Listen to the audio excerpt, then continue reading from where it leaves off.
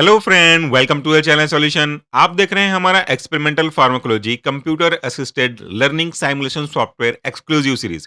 इस सीरीज में हम बात करते हैं आपके B pharmacy 4 semester, 5th semester और 6th सेमेस्टर में जो प्रैक्टिकल वाले हिस्से में ऑब्जेक्ट रखा गया है उसका visual demonstration through the simulation software, या कह सकते हो कि इन सिलिको तरीके से इसकी स्टडी करते हैं।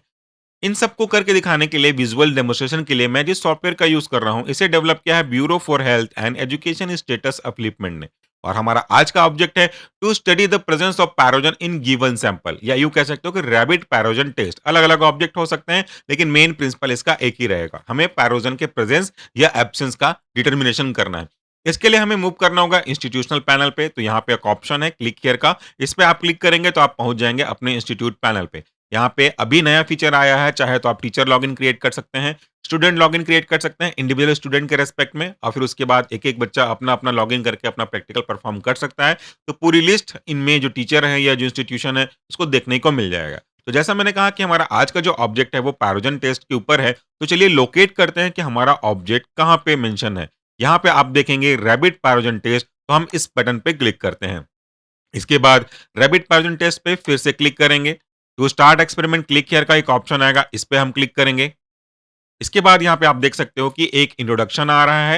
इंट्रोडक्शन में क्या कहता है? Rabbit pyrogen test is an in vivo test to detect the presence of pyrogen qualitatively.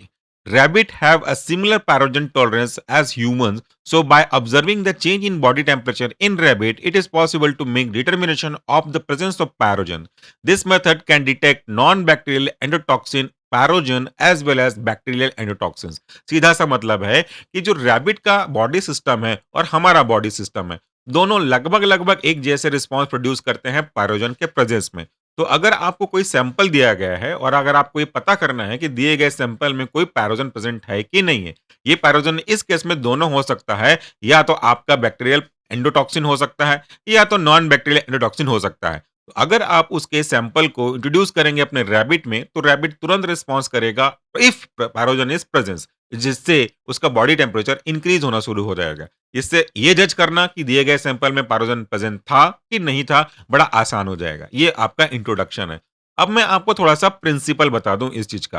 What is the meaning of pyrogen? Pyrogen का मतलब होता है कोई भी ऐसे एजेंट जिसके अंदर फीवर कॉज करने की एबिलिटी होती है। ये जैसा कि यहाँ पे लिखा है, ये इट में भी बैक्टीरियल एंडोटॉक्सिन और इट में भी नॉन बैक्टीरियल एंडोटॉक्सिन, ये कुछ भी हो सकता है। जब ये आपकी बॉडी में जाएगा तो आपकी बॉडी का इम्यून सिस्टम एक्टिवेट हो जाएगा और इससे फाइट करने लगेगा, जिससे बॉडी हीट प्रोड्यूस करेगी। वो भी एक डिफेंसिव मैकेनिज्म है और इसको हम लोग जनरल भाषा में फीवर या बुखार कहते हैं। इसी से हमें पता चलता है कि आपकी बॉडी में कोई पैरोजन एंटर कर चुका है। अब बारी आती है गिवन सैंपल क्या हो सकता है। जनरली अगर आप फार्मास्यूटिकल रेस्पेक्ट में बात करें तो टैबलेट कैप्सूल में उतना कोई फर्क नहीं पड़ता, क्योंकि उसमें अगर कोई छोटा बैक्टीरिया या पैरोजन प्रेजेंट है भी तो वो आपके जीआईटी में प्रेजेंट एचसीएल से डिस्ट्रॉय हो जाता है।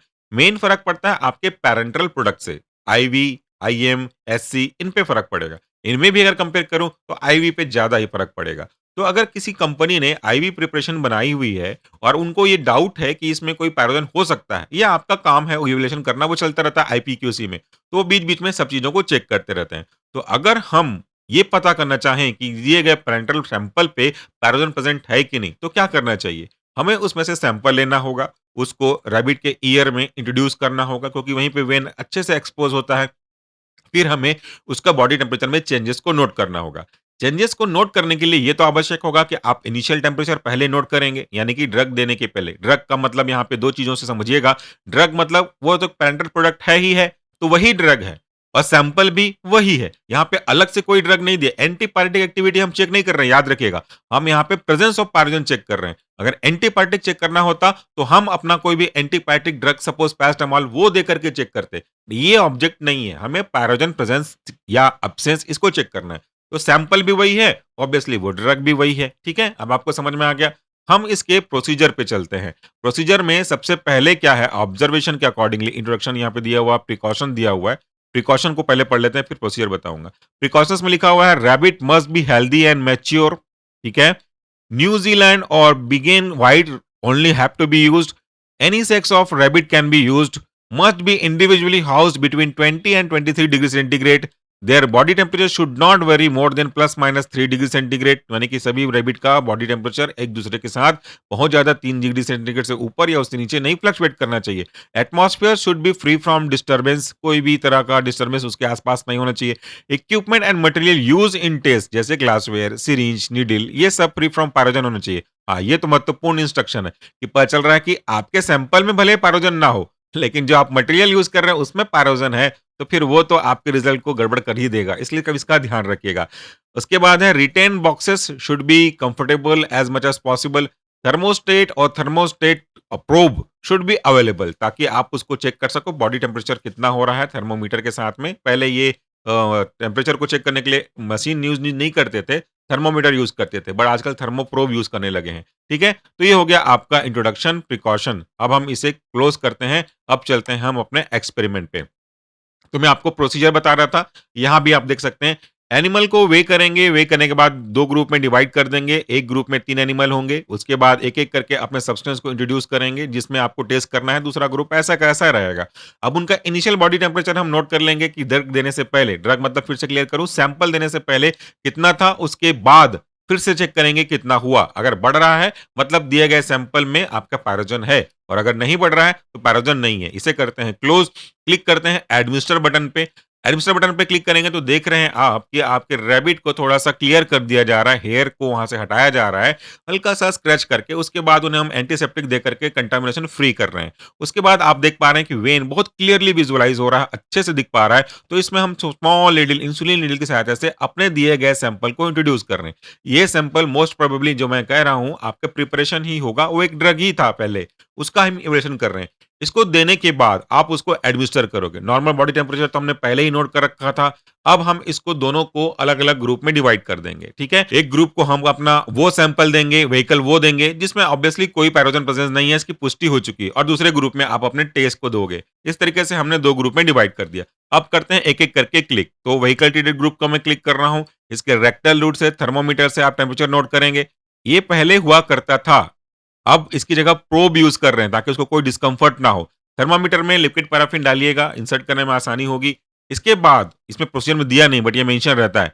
इसके बाद इसका जो भी बॉडी टेम्परेचर आया आपको वहां पे नोट करना है। देखिए, व्हीकल ट्रीटेड का हमने सेलेक्ट किया, बॉडी टेम्परेचर हमने नोट किया, तो ये रैबिट नंबर 3 दिखा रहा है। इसका टेम्परेचर है 38.89।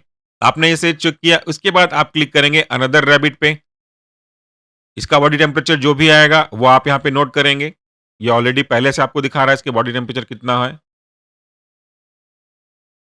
सेम 38.39। उसके बाद लास्ट एनिमल व्हीकल ट्रीटेड का, इस पे क्लिक करेंगे। इसका भी बॉडी टेम्परेचर दिखा रहा है 38.5। हमने व्हीकल ट्रीटेड के साथ चेक कर लिया। अब बारी आती है टेस्ट सब्सटेंस की। यहाँ पे ड्रग ट्रीटेड नहीं है, मैं बार-बार कह रहा हूँ कि 2 ऑब्जेक्ट अलग-अलग बनेंगे। ये ड्रग ट्रीटेड नहीं है। ये एक्सपेक्ट मत करिएगा कि यहाँ पे कोई ड्रग है, क्योंकि अभी तक हम तो ड्रग ट्रीटेड, व्हीकल ट्रीटेड पढ़ते आ रहे हैं। ये कोई ड्रग नहीं है जो टेम्परेचर को कम करेगा। ये टेस्ट सब्सटेंस है जिसपे हमें प्रेजेंस ऑफ पैरोजन को चेक करना है।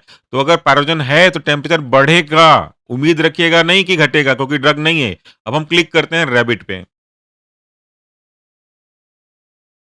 यहाँ पे इसका बॉडी टेम्परेचर आया, देखिए 39.5, 39.5। पहले वाले सब लगभग 38 के आसपास आए थे, पॉइंट में फ़र्क पड़ा था। यहाँ पे तो आपका 39 आ गया। दूसरे पे क्लिक करते हैं। अब एक क्वेश्चन ये उठ सकता है आपके बीच में कि मैं किस पे क्लिक कर रहा हूँ, रैबिट नंबर 1 क्यों, 3 क्यों, 2 पहले क्यों, 3 पहले क्यों? इन्होंने अपने रैबिट को नंबर असाइन किया है। अब मुझे तो नहीं पता कि नंबर कौन-सा असाइन किया है, तो इसके पहले में ये नहीं था। मैंने क्लिक किया तो हो सकता है तीसरे पे पहले क्लिक कर दिया हो, इसलिए तीसरा नंबर दिखाया। देखिए यहाँ पे जो टेम्परेचर आया, इसका आया 39, मतलब पहले वाले से फिर भी ज़्यादा है। आखिरी रैबिट हमारे टेस्ट सब्सटेंस ट्रीटेड ग्रुप का, इसका आया 39.1। सब चीज़ नोट करते चलिएगा, मैं भी नोट करता हुआ चल रहा हूँ 39.1। तो टेम्परेचर तो इंक्रीज़ हुआ, यहीं से दिख रहा है। अब हम चलते हैं ऑब्जर्वेशन पे। ऑब्जर्वेशन पे क्लिक करेंगे तो यहाँ पे आप देखिए रैबिट कौन-सा, आपका vehicle treated, rabbit number 1, rabbit number 2, rabbit number 3। Temperature जो नोट किया वो रैबिट नंबर 1 का ये, रैबिट नंबर 2 का ये, रैबिट नंबर 3 का ये, और टोटल टेम्परेचर को जोड़ दिया गया तो इतना टेम्परेचर आया। उसको हमको एवरेज निकालना है, जोड़ने का कोई सेंस नहीं बनता। जोड़ करके एवरेज निकालिएगा। तीनों के टोटल टेम्परेचर से क्या करना? उसके बाद टेस्ट सब्सटेंस है 39, 39.1, 39.5 टोटल जोड़ दिए तो 117। चलो अगर आप थोड़ा मान भी लें कि टेम्परेचर टोटल जोड़ते हैं, तो भी यहाँ से आप देख सकते हैं कि टेम्परेचर इंक्रीज़ हुआ है। 115 से 117 मतलब आपके जो भी सैंपल था, उसमें पैराजन था। इसी से ये ऑब्जर्वेशन निकलता है। फिर यहाँ पे आप अपना नाम लिख करके इसको सेव कर लीजिएगा, प्रिंट निकाल के फाइल में लगा लीजिए। कंक्लूजन पे चलते हैं, तो कंक्लूजन कहता है as rise in body temperature of each rabbit is more than 0.6 so it shows that the test sample is not pyrogen free. Pyrogen free नहीं था, इसका मतलब था पैराजन था। ये आपका ऑब्जर्वेशन है। तो ये हो गया हमारा आज का प्रैक्टिकल। आई होप कि आपको कॉन्सेप्ट जो है वो क्लियर हुआ होगा। इसका एग्जाम वर्जन भी अवेलेबल है, वहां भी आप जाके अपने स्टडी को चेक कर सकते हैं। इसके लिए आप जाइए होम पेज में, सबसे लास्ट में जाइए, वहां पे एग्जाम मोड है, इस पे क्लिक कीजिए और इसमें जो जो ऑब्जेक्ट हैं वो उनका एग्जाम मोड अवेलेबल है। तो हमारा जो ऑब्जेक्ट था वो पैरोजन टेस्ट था, तो ये रहा रैबिट पैरोजन टेस्ट। इस पे आप क्लिक कीजिए तो यहाँ पे आपको कोई इंस्ट्रक्शन इस तरह से अलग जैसे पहले दिख रहा था वैसा नहीं है, अब आपको खुद ही करना है। ऑब्जर्वेशन भी अगर आप चेक करेंगे तो यहाँ पे मैनुअल एंट्री करनी होगी, पहले ऑब्जर्वेशन में एंट्री थी, यहाँ पे एंट्री नहीं है, तो यहाँ पे आपको एंटर करना है, नाम लिखना है, सेव करना है। सो सब कुछ सेम रहेगा, एग्जाम मोड बस मैं आपको जानकारी के लिए बता देता हूँ। तो ये था हमारा आज का प्रैक्टिकल। आई होप आपको सब कुछ समझ में आया होगा। कोई भी डाउट है, क्वेरीज है, सजेशन है, प्लीज कमेंट बॉक्स में मेंशन कर दीजिए। Thank you and do take care of yourself.